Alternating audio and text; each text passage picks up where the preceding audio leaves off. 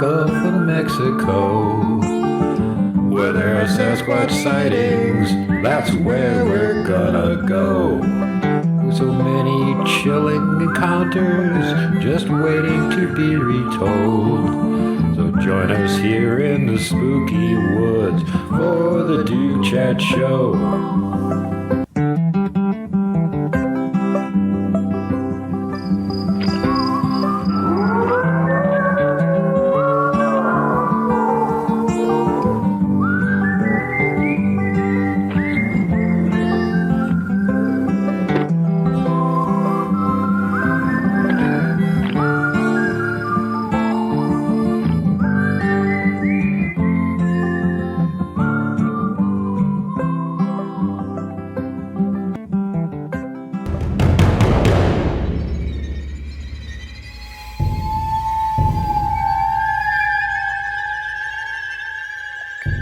All right, Big Sky howdy, and welcome back. At the time you see this, Thanksgiving will be over, but we are doing this recording on Thanksgiving to bring you guys something really cool, to check out something that you have never probably heard about before. And with me, I have the amazing MK Davis once again on the show. Thanks for being here, MK. Well, glad to be here, Duke. Thanks for having me. If I can arrange it, I'm going to have a special Turkey Day greeting from our local tech Jedi Knight, Daniel Chernick, which you guys saw at the end of the last episode. He made a special Thanksgiving Day little song. It's about 15 seconds long, so I'll put that at the end if I can manage it. But meanwhile, what we're talking about here, like I mentioned briefly, is that this is something that's a little bit different. Before we get to it, make sure that you click that like button and check and make sure you're subscribed. If you're not, what are you waiting for? Subscribe.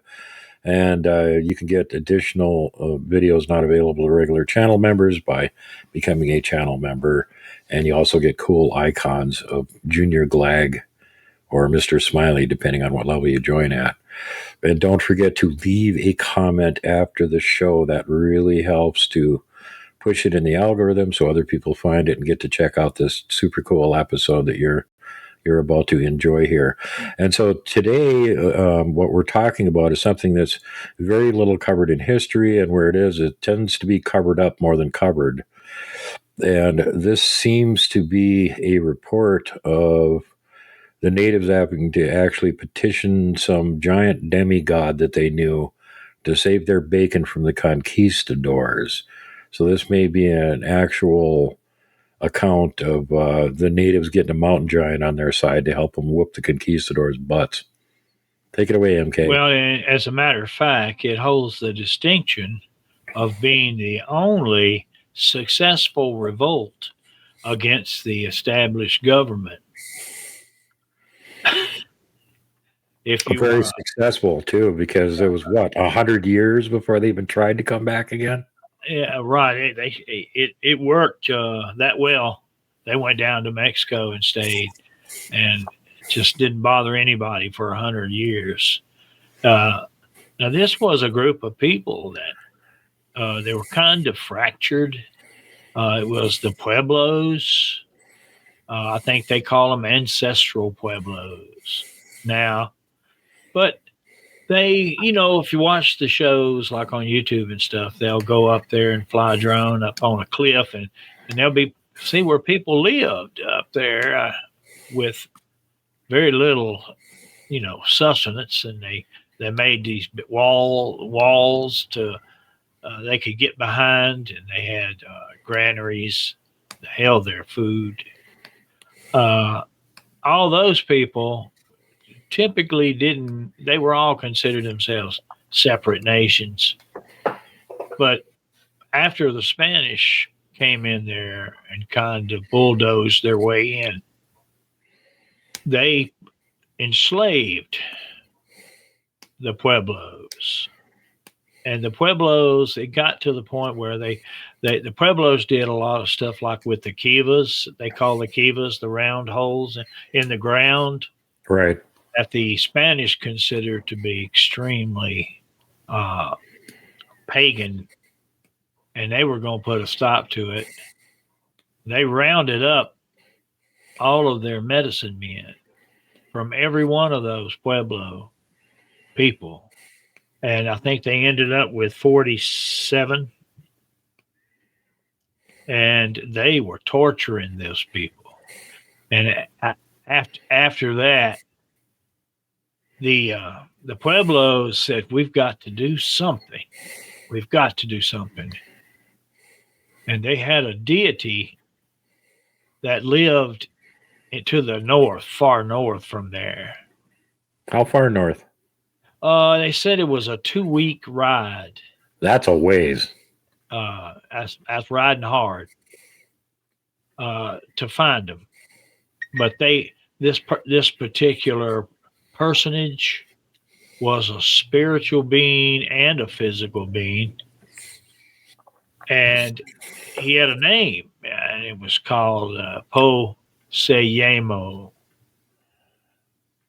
And the Spanish had the Indians hold up in their little Pueblo town called Santa Fe, New Mexico. I'm sure you've heard of it.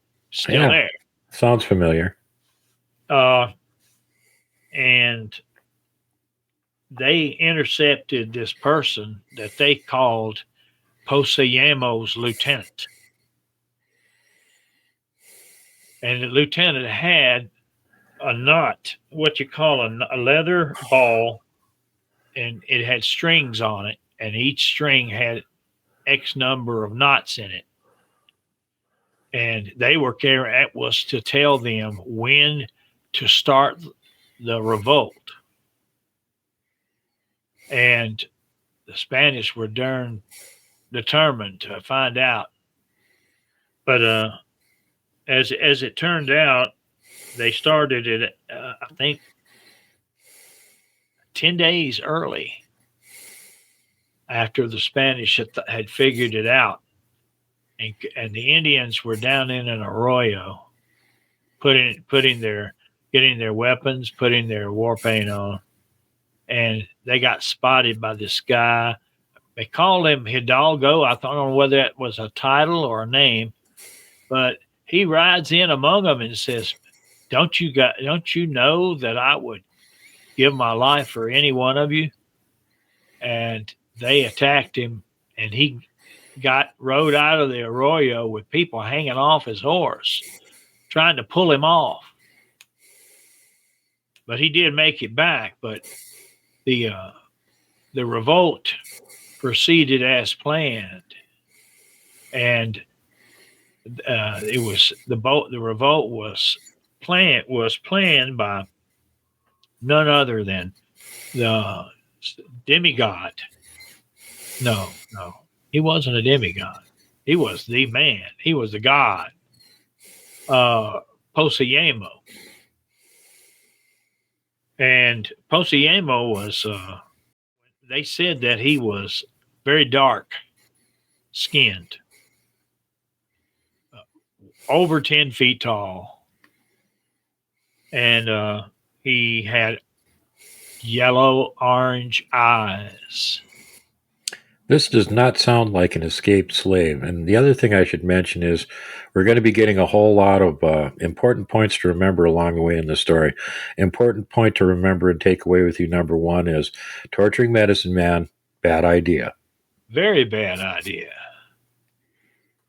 Now, you got to remember how arrogant the Spanish were. Mm-hmm. They thought they were the only show in town. They were so arrogant they thought they could enslave and torture people, and those people would still want to convert to their religion. Out of fear. Yeah. Well, that doesn't, conversion by the sword doesn't work all that well. Well, as it turned out, the revolt against the siege of Santa Fe worked. Those people left scared out of their wits. And then it continued on. The revolt continued on to include the entire area. Poseyamo, they rode for 2 weeks to find him. and found him, and he planned it. He Did they told him what say? Did they mention how many they sent to go get him? I mean, 2 weeks is a hell of a long ride. it was a riding party, is all I know. Yeah. I assume it was similar to a war party they send out. They're armed Right. in case they encounter Spanish. If they were riding 2 weeks, you'd think they would have been like right out of their territory and into somebody else's by the time they got to where he was. I don't really know where he was, but if you ride hard for 2 weeks, you're probably out there in Nevada somewhere. Not Las Vegas, No. but further on up. Well, they went north to get to him. Where did they depart from? That plus 2 weeks equals approximately. They were in the Four Corners region. Yeah, so they're going up into the mountains up north of there. Yeah. Which is Caveman has told us on multiple shows before is where there's lots of huge Bigfoot too, by the way. I get to kind of the shivers sometimes thinking about it because this is a coherent story about how they got out from under the yoke of the Spanish involving a spirit slash fleshly person. Yeah. Well, if he was just a spirit, he couldn't have appeared in person and scared the hell out of the enemy. Yeah. Oh, wow. That when you see somebody that's over 10 feet tall and completely black and has orange yellow eyes, what would you do? First of all, I'd check to see if it was a giant animatronic puppet, and if it wasn't, I would flee wildly. And he made it very clear to the Indians that they had to do their part. And if they did not do their part, then they were going to suffer, executions. Mm-hmm. But in the process of reading about this, and this information, it hasn't always been available. And sometimes people, when they're rewriting history to their own ends, they kind of mess up and tell you things they didn't really mean to. Mm-hmm. And that's kind of what the Spanish did when they tried to excuse their fleeing, because they were working for the Spanish government, the king and the queen. They don't like financing people to come all the way over here, and then they run from the indigenous people. They're supposed to be making them do all the work. Yeah, they're supposed to be sending back boatloads of gold, not getting their butts chased off North America. Yeah, so they had not found the 7 cities of gold. They'd been on expeditions to look for them. They called them Cibola. Mm-hmm. Cibola, the 7 cities of gold. They were convinced they were out there and they were going to find them and then loot them. But there again, I made a mental note of where all this took place and how it took place, because I remembered reading about other instances. Now, this was in the year 1680 that this occurred. And when you go further back in time, you come across other mentions and other places of a similar deity / physical person. They call them, some of them were gods, and others were demigods. And when they mention a demigod would be the son of a god. Right. And he'd have more human features and tendencies and less of the spiritual qualities of the giants. But some of them. And there was one there on the east, toward the east, in the Virginia area. And let me mention his name that they called him then, because it's important because it's in the language of the Of the god giants. of the Yeah. giants. Let's see here. And while you're looking for that, I should mention that Poseyamo wasn't actually his name; it was an anagram, like NASA is for National Aeronautics and Space Administration. They had taken like a couple letters from each one of his names and slapped them all together to make the short version. Okay, I got it. I'm gonna see if I can pronounce it right. Wahun Sunakok. And the English called him Powhatan. Powhatan, because that was easier to pronounce. Do they have the full length version of Poseyemo's name? I have never encountered it. They may have it somewhere. So, you guys out there, in case you stumble across this, let us know. Leave a comment in the doohickey down below. What's his full name? Give us a reference where you found it. They think that this name, Wahun Sunakok, was some form of ancient Algonquin. Right. It seems to be that type of language. Powhatan, he had a system. He had 30, 30 groups or tribes of people that were under his influence. And he would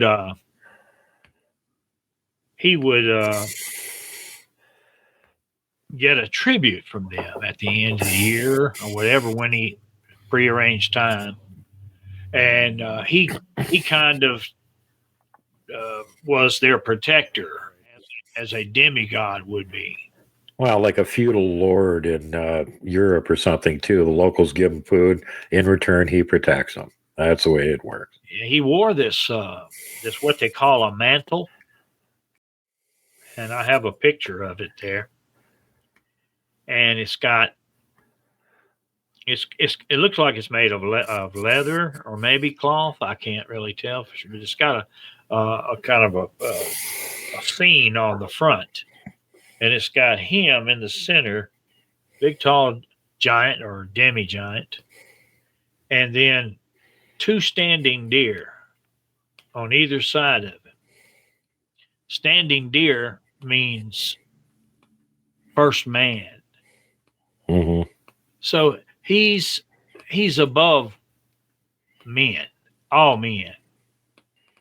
And he was, matter of fact, and in their religion, the Indians, the local people, did not have the opportunity to enter the afterlife. Only he did, and his sons and his grandchildren. There's a religion I'm not following. Do what? There's a religion I'm not following. Well, that's the way it was, And he would to get somebody in tribute, he would try to adopt them. He would get them to marry one of his children. It says right here. Let me see if I can find it. Said that he had myriads of daughters. And it's kind of weird when you read that because you read another place. I went to the official government page and they said no more than 2, that's probably daughters. Right. And he had 100 wives. Right. That don't sound right. Each wife, he would have a child, and then he would let the woman go back to her people, and he would keep the child. So 100 wives, 100 children. Yeah. Well, it sounds like he had definitely more than 2. Where did they get their? They're making it up out of thin air as usual. But it was a pretty complicated thing. And when was it John Smith and the other Jamestown people came up there, they didn't understand. They thought that Powhatan was a heck of a guy, and we're going to make friends with him. And they did. And he sent his daughter over there to try to marry them, marry into them. Mm-hmm. So she comes up and she's naked, don't have any clothes on, and she starts turning cartwheels. And you think, well, that's just hilarious, but it wasn't. It was a serious thing. It was the way things were done, but the English didn't know that. They were No. caught off guard by it. Then John Smith decided to marry her. So he goes back to see Powhatan, and Powhatan wants to adopt him and make him like the second in command below him of that particular 31st group. Right. Then he gets a white dot on the mantle that Powhatan's wearing. I guess that's his logbook. Mm-hmm. But Powhatan was, even though he was a demigod, he was still very large. He was a real tall, dark, swarthy skin. And that's where I was talking about that the mound builders, the ones who made these huge mounds that seem to be so unlikely for a normal person, they would build a mound.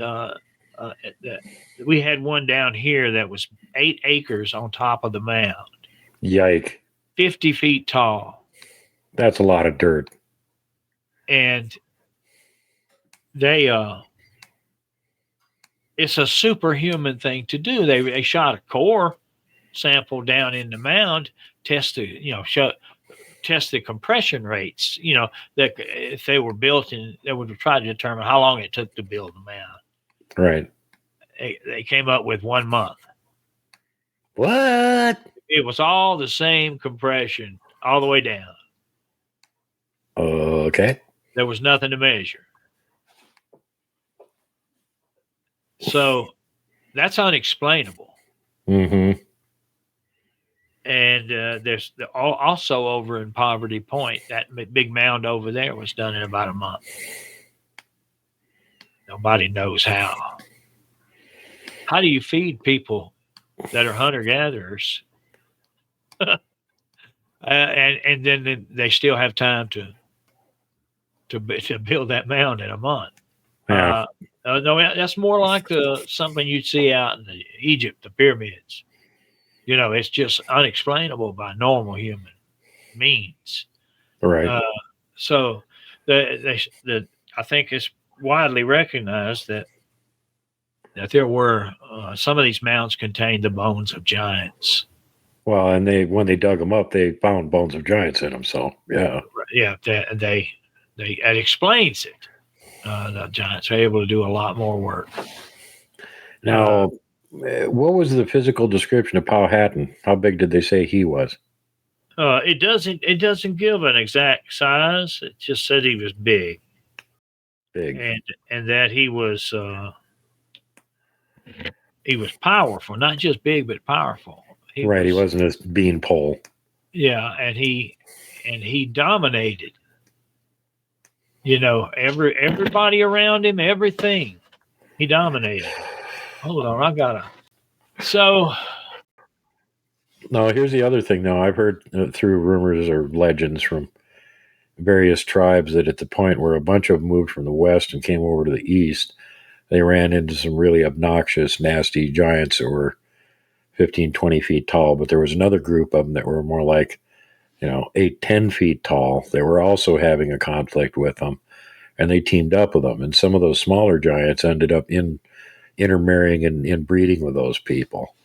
And that's how they got that bloodline where there was these, quote unquote demigods that were a lot bigger than the other natives in the tribe. Right. And another demigod that's pretty well known, not that far from Virginia, is down in the state of Alabama. His name was Tuscaloosa. We have a kind of an engraving that someone did of Tuscaloosa way back in the day, and some quotes from the Spanish when they went in there. And this is not after they had settlements, but their original exploratory. Right. Yeah, with DeSoto, and DeSoto called him a giant. I think they said he was a foot and a half. He was well over 7 foot tall. A demigod. Right. He was swarthy. Again, dark skinned, really big, not a beanpole. Did he have yellow eyes by chance? I didn't read that about him, but maybe he did, maybe he didn't. I don't know. But the Spanish tried to harangue him into going down and talking the Mobile Indians into giving up. And when they went down, he goes down there with the Spanish, and then the engraving shows him standing there, just looking down at a Spanish guy like this. And he tells them, "Well, I think I'm just going to go and get with these Mobile Indians, and you're going to have to fight me and them." And they did no good with that. The Spanish were mean now. They were mean. They're tough. Oh, yeah. Fighters. But, they couldn't handle him. Him plus the Mobile Indians. The Mobiles, and they had a fort like a stockade. It was done with a palisade. Mm-hmm. It had logs around the perimeter. Mm-hmm. They couldn't do anything with them. And so all DeSoto had was his exploratory group. His ragtag band of well-armed cutthroats. I mean, exploratory group. If he caught you with out by yourself, he tried to get information from you. If he thought that you were holding anything back, he cut your hands off at the wrist. Yeah, real nice guys. Yeah, really, really nice guys. Way to win minds and influence people. And that's a number 2 lesson from tonight's show. Do not use the methodology of the conquistadors. Well, the thing about what conquistadors were successful some of the time, but ultimately they weren't. And the Indians say it's because of their connection with the gods, the spiritual part. That there were still some left living on the earth. Spiritual/physical. Mm-hmm. Swarthy skin, maybe the orange eyes. And if you had those on your side, you were never far from a victory. And no matter how mean the Spanish were. So that's kind of the way they looked at it. So Tuscaloosa, he didn't have to walk, and they carry him. Sounds to me like the giant leaders were kind of like the big troublemakers that they wanted to eliminate because they could terrorize the local natives. But when one of those guys got involved, all of a sudden they were on the losing end of the stick. Right. Those people would organize and fight as one. Mm-hmm. Where normal they held grudges. They have tribal fighting and hold grudges, and they just didn't get along well enough.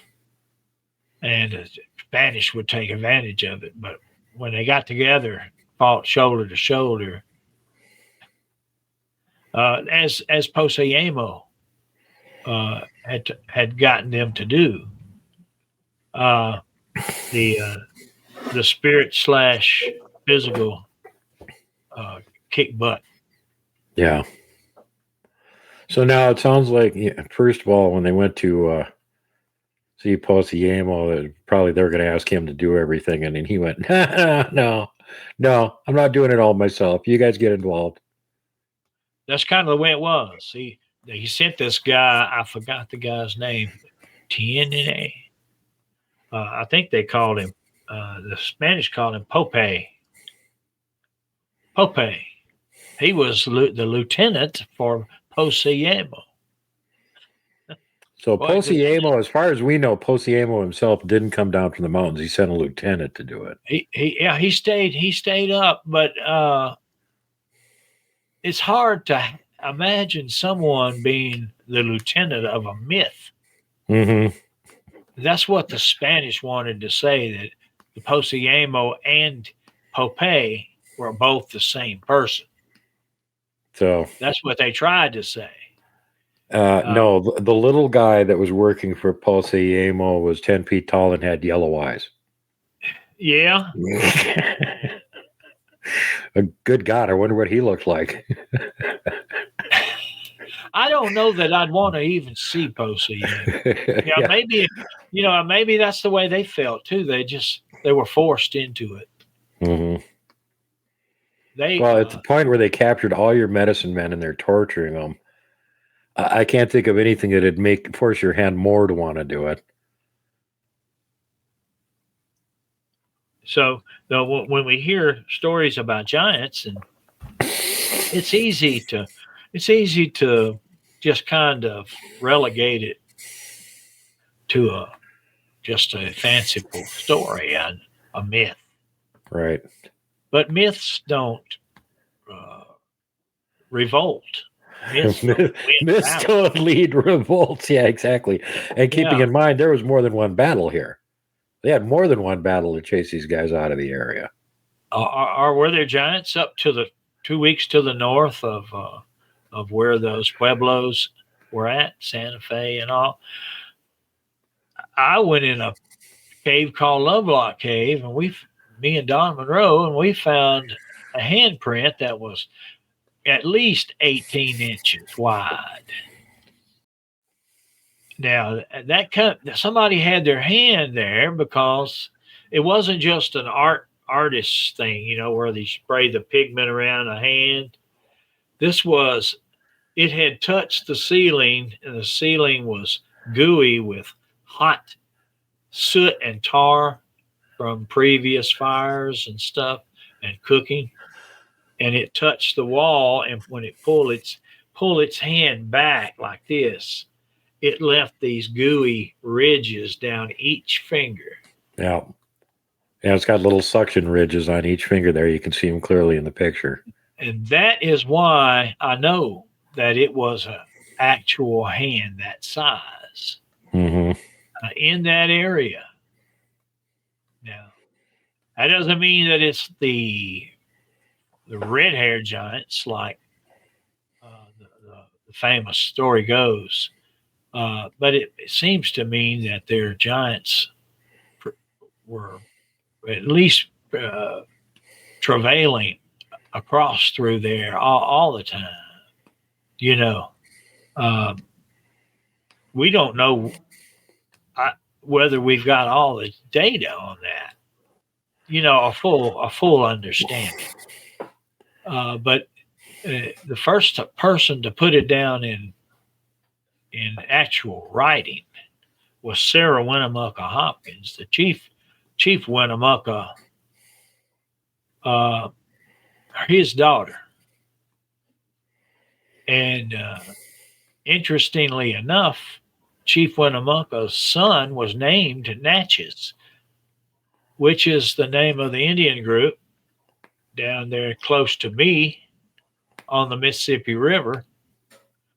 The Natchez Indians, which they said they came from out west, but nobody believed them. Right.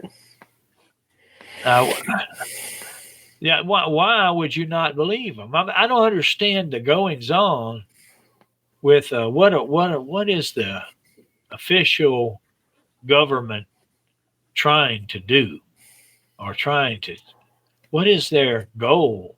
To subvert the origins of people and stuff. Powell Doctrine. It's still the Powell Doctrine. There were no advanced civilizations here before the white man came over and mopped up everything. Yeah, we just pretty much found it. There were 20 million people here. Mm-hmm. Yeah. 20 million. We ran off 20 million people. That's hard to do. That takes a lot of fighting.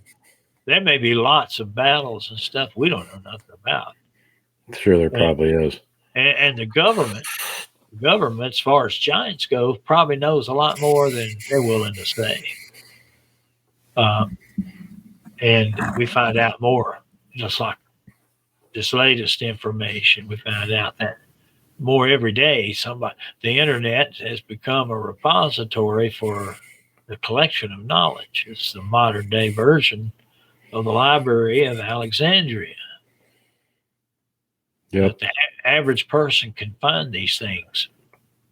So just a second here, quick aside. Anybody that's wondering what MK is referencing with Lovelock Cave Giants and the handprint, we did like 3 or 4 episodes on this, showing the tremendous amount of evidence that there actually were giants there, including recent evidence of 20-inch tracks that MK found outside the cave when he was there. And a 20-inch track, what does that translate into? Pretty tall person, I'd 20, say. yeah, 10 feet tall. Yeah, maybe in the lower end for the giants, but at Mm-hmm. one time they were taller than that. You know, well, there may have been more than one tribe of giant too, and that's what some of the earlier stories from the native tribes talk about too. There was, some really nasty ones here, and then there were some other ones that weren't quite as big that were like more like humans, and you could get along with them, kind of. Well, you better kind of keep some kind of relationship with them, because as the Europeans proceeded to push on across, you might find yourself in need of one. Mm-hmm. And the Pueblos did. The Pueblos got a break, man. They got 100-year break out from under that yoke. Thank goodness. Well, don't forget in the same area you got the Navajo, and the Navajo have the legend about the big giant killer cannibal giant that terrorized them for decades, the Yeetso, who would come walking into where one of their civilized areas were and just pick people up and eat them. And then finally, they got some help from what they consider to be 2 demigods, the Hero twins, which weren't really twins, but they were kind of related. But the Hero twins, according to them, they had sun bows and lightning arrows that they used to kill Yeitso with. I don't know, but that's interesting in its data. We may know more about it at some other time.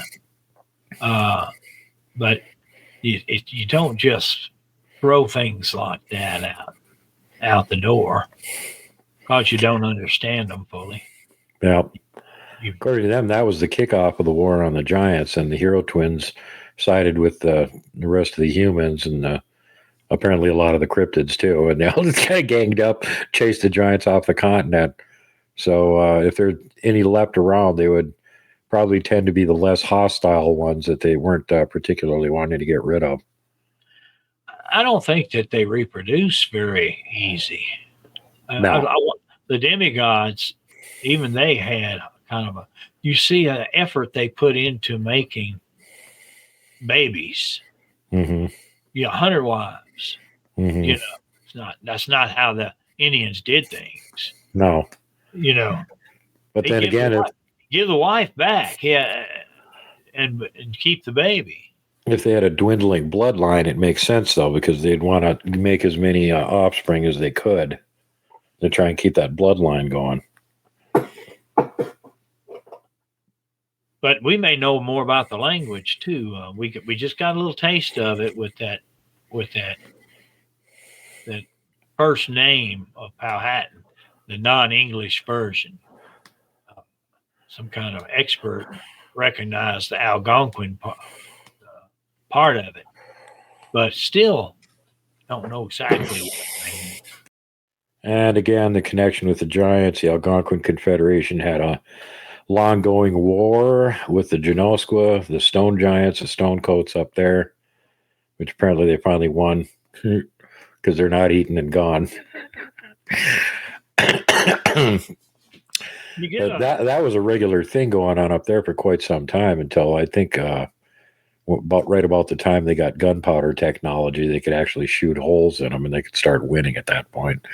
But same thing as a description of Yates. So they just come walking into camp, pick people up, still alive, struggling and screaming, and just start eating them.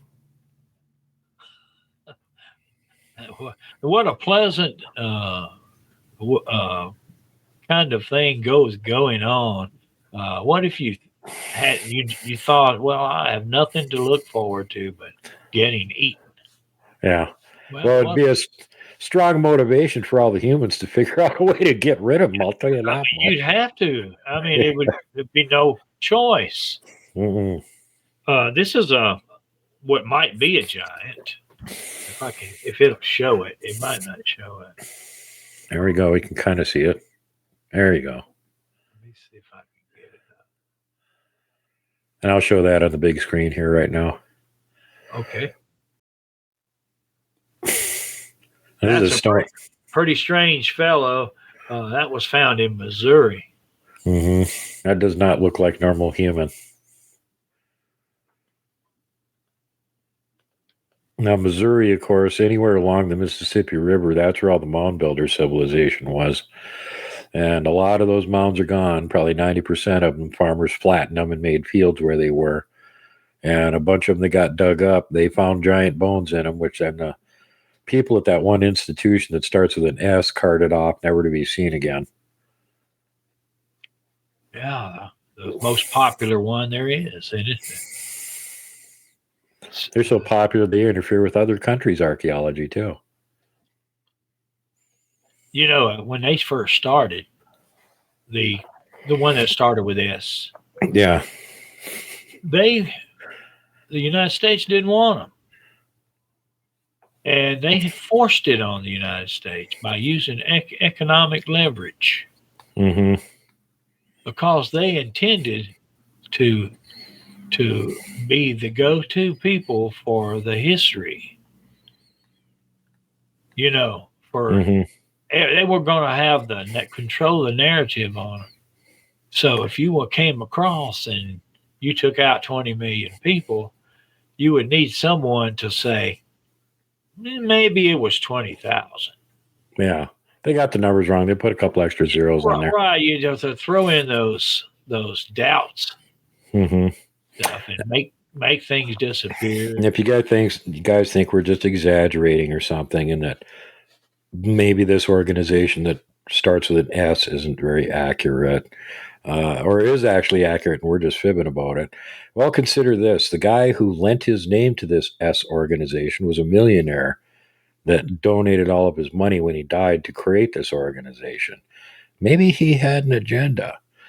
But interestingly enough, they've got a statue of him up there where the S organization is. And you can go look at it, and it's got a birth date and a death date on it. And guess what? They're wrong. That's how accurate they are. The guy that paid to start the damn thing, they got a statue up, and his birth and death date are wrong. So don't believe a damn thing they tell you. They can't even get that correct. It started off on the wrong foot.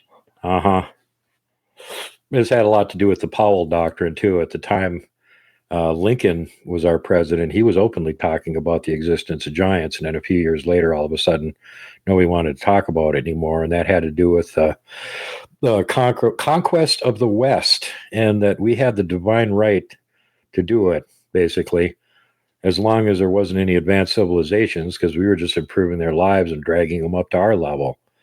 So any evidence that there had been previous advanced civilizations here was strictly verboten. Those are out-of-place artifacts. It's some garbage somebody dropped on the ground. It's not real. Ignore it. Yeah, well, when you find something that's like a 30-pound adze or hoe, something you have to swing and work all day, yeah, it's too big for the average person. Or just like a flaked spear point that's like that big. Seriously, who's using that?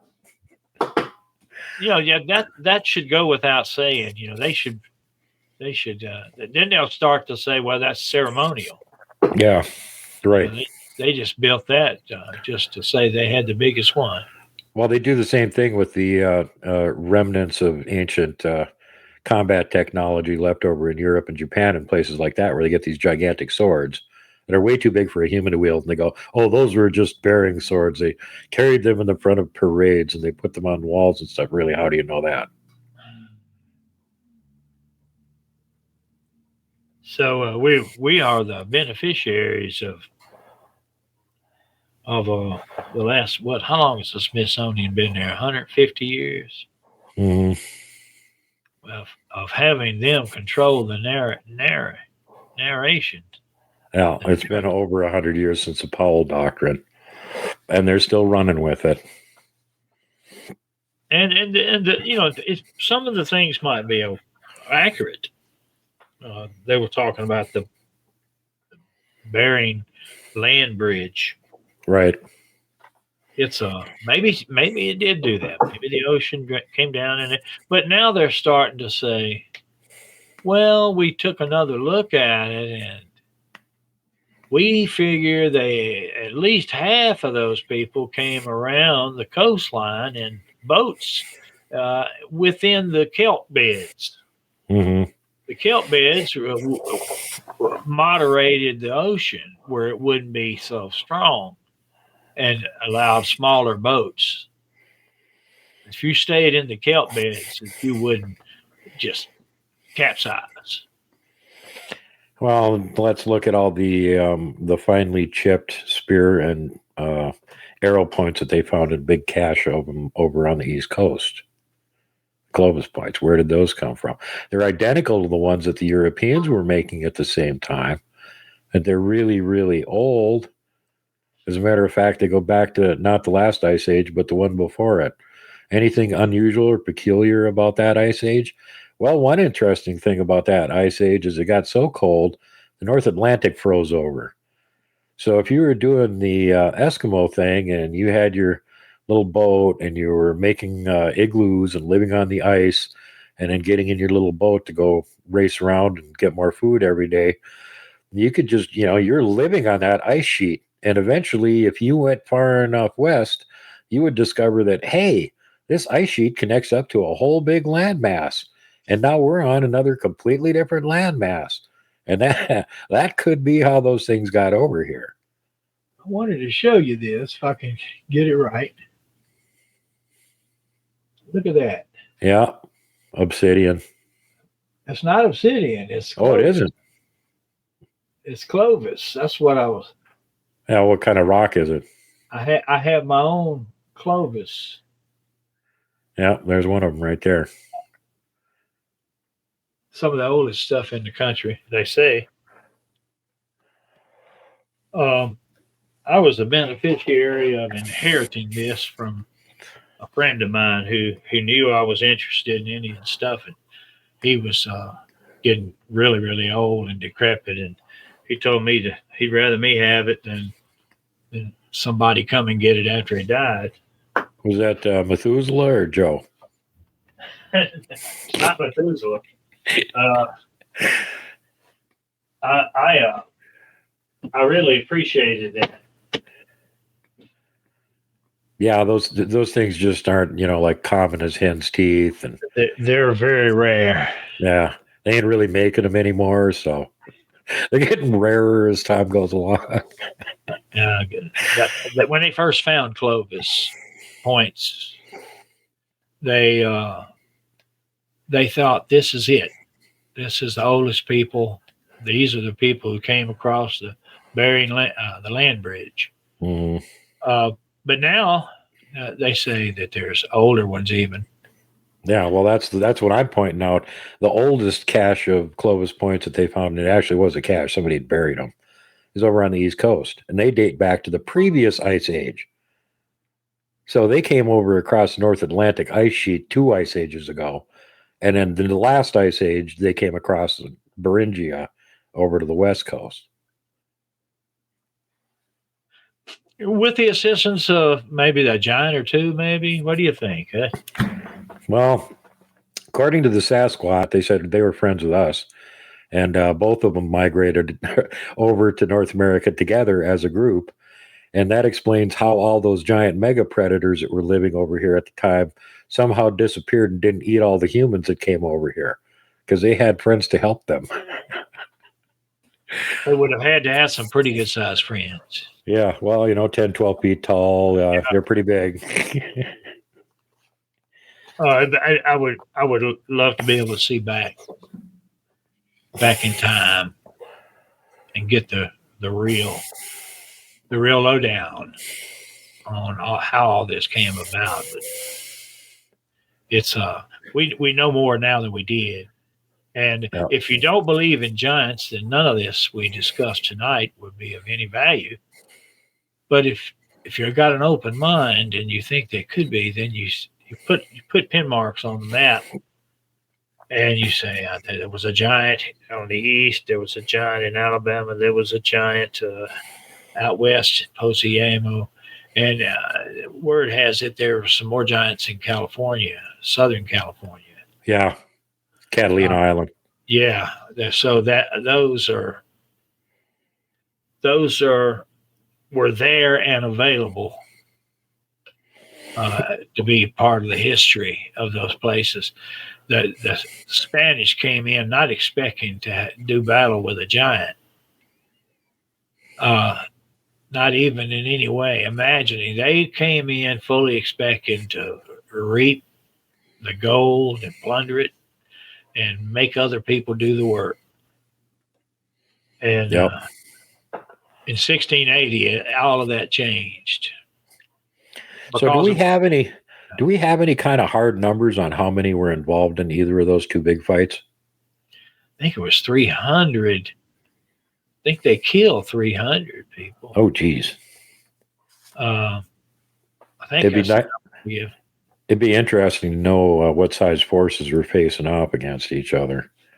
And of course, they're cheating because they got the lieutenant of a giant with them.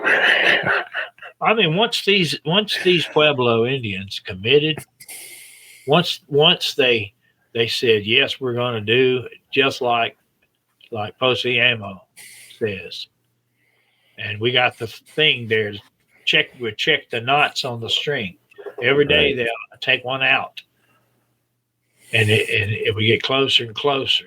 Then the Spanish found out when it was going to be, and so they did it 10 days earlier. Makes me wonder if they had actually had their whole force they were planning on using there, or if they had to just go at it with what they had available at the time. I don't know. Every time you see people go up to these ruins and stuff, I look at it with a different view. Once I learned of what all took place in 1680, what those people were able to do, I don't see them as primitive or they were living hand to mouth maybe at one time, avoiding the Spanish. Well, if you want to compare and contrast the two, compared to the Spanish, they were primitive. The Spanish had way better technology, and they still managed to whip their butts. But they did worse than whip them. They didn't come back for 100 years. They whipped their butts and terrified the hell out of them. And terrified them. And they sat there and rewrote the whole thing and tried to explain it. But it don't do any good. You know, we got the goods on them. As usual. Same people that are telling us there were no giants in Lovelock Cave. Never mind all the evidence that M.K. Davis and other people have documented on it. Just believe us, because you can trust us. We always tell the truth. And by the way, if you happen to know where any handprints are, let us know. We'll come love take care of it for you. MK will go right there and get pictures and video. You won't have to worry about that one disappearing before somebody can document it. Yeah, this whole thing to me is very interesting. If there was no giant involved or anything, how do you explain the Spanish not coming back for 100 years? How do you explain the tribe they had completely much enslaved and terrified all of a sudden chased them right out of the area and scared them so damn bad they wouldn't come back for 100 years? Oh, it's a myth. Myth did it. Sure. Yeah, an imaginary myth that they were all seeing and running away from in terror. They're imaginary friends. The dark-skinned, yellow-eyed, 10-foot tall lieutenant of demigod Posiemo. I noticed that some of the accounts they spelled it differently. A couple of different ways they did it. I wonder about that. I don't know I don't know. I don't know why they did it, but Maybe his real name was so fearsome they didn't want anybody to know what it was. it was one of those long names, like Yeah. was long. But it was not only long, but it was several of them, and they just decided to use the first two letters of each syllable until that's what came out was Poseyamo, and they let it go at that. So how do you spell that part of it? Po, P-O. P-O-S-E-Y-E-M-O. M-O. There you go. And his lieutenant's name was Pope in Spanish. It was something like it started with a T in that Indian language. I wouldn't want Pope. I wouldn't go up against Pope. Sounds like a no-go on either one of them. They're just lucky he sent the lieutenant down to go kick their butts. I mean, he'd have brought himself down there. Who knows how big he was, or given how long they live, he might even still be alive. We don't even know. You pick up their horse and throw it 100 yards. Yep, those kinds of things will be sorted out. We'll know more about it. Yeah, and again, you guys can all help us too. Get online, look up anything you can find on this. Do your own research. See if you can find more stuff that we haven't found yet. One of the things that prompted this, not only besides MK being very interested in this sort of thing and reading books and looking at it all the time, was just a recent piece of something very old that was finally digitized and released on the internet. Yes, it was laid in some drawer in a university. Mm-hmm. There's a company that does that, Scribd. Scribd's the one who published the skull, the unusual skull found near Lovelock Cave that had the jutting jaw and the crane, the sagittal thing up here. Sagittal crest. Again, if you want to see that, that's in the episodes we did on Lovelock Cave. Go back, check them out. Leave a thumbs up. Scribd goes through the drawers and finds those old publications that have never been published that they did the work on, but stuck them in a drawer. Yeah. And they publish them, and they charge a fee for you to download them. And that's how they make their money. And apparently it's worth paying that fee for all of you scholars who want to do research on this kind of stuff. It might be a good place to go look. I saw it when I did a search. I call it going fishing. Mm-hmm. I went fishing and I typed it in Lovelock Cave, and it says unusual skull found near Lovelock Cave. I said, what? You're like, ding, ding, ding, ding, ding. I know what this is about. Bell rang. I went and looked, and I said, oh, Lord, they've been knowing about this forever, since the late 60s. Yeah, and they won't talk about it. University of California, they were the ones that found it, and they found it with a backhoe. That was one of those tender, loving care type things, Yeah. They just scooped it up. Real careful excavation. They were training kids to be archaeologists, God. And they came back the next year, and it had done rained on this berm that they had built out there. And one of the kids came early, one of the students, and found that skull laying in that berm. The rain didn't wash the dirt off of it. Oh, God. They didn't know what to do with it. I hope the poor kid didn't have nightmares or anything after he found that thing. They didn't That's know a what to do. scary looking skull. They didn't know what to do with it because it did not fit the paradigm. Uh huh. So Exactly. they ended up giving it to I think the University of Utah, I believe, who conducted a study on it. I mean, did all the things right on it. I mean, they filled the cranium with bird seed, measured the bird seed, all of the good stuff, and then they decided they had second thoughts. Let's just stick it in this drawer. We'll get to it.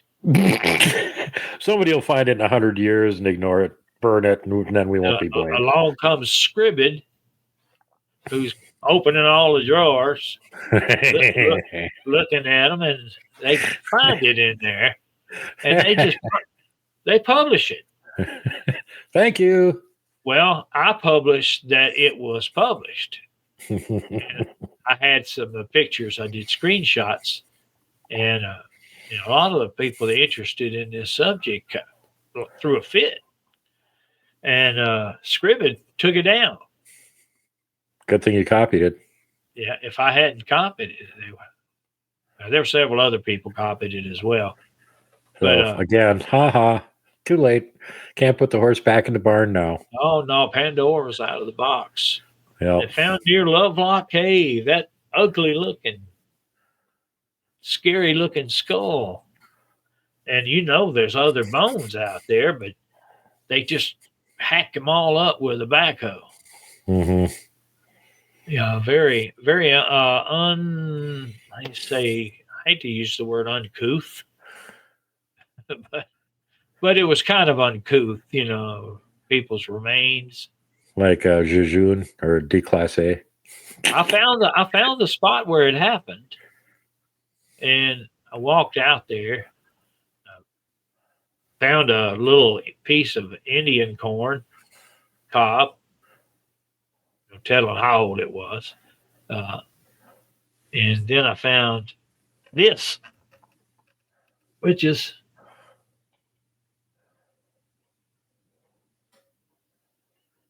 I don't know. Is that a giant? Did it come off that skeleton? Look how old it is. I don't know if you can see the cracks and all, and it's really old. Appears to be a vertebrae. Yeah. It appears to be a very large one. That's a lot bigger than the ones in your back. Oh, yeah. And it looks about as worn down and old as the ones in my back. So got a crack in it. Yeah. I'm picking on myself here. I had very little in the way of discs. Is that a giant vertebrae, you think? Well, it's gianter than you are. How giant does it have to be a giant? Well, I've been accused of being too big for the trouble I get in.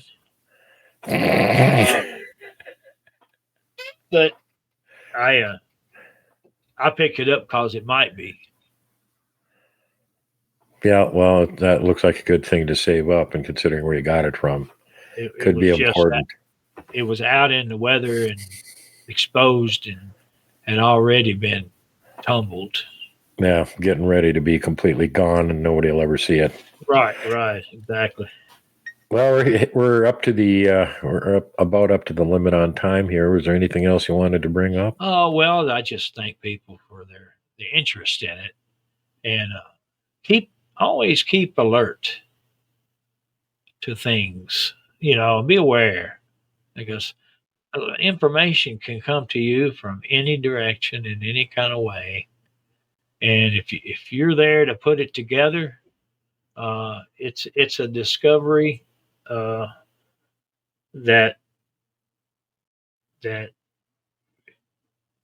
promotes the whole body of knowledge of history and man and all of these things. And like I said, the information don't always come from the expected ways. Just like that skull. Yep.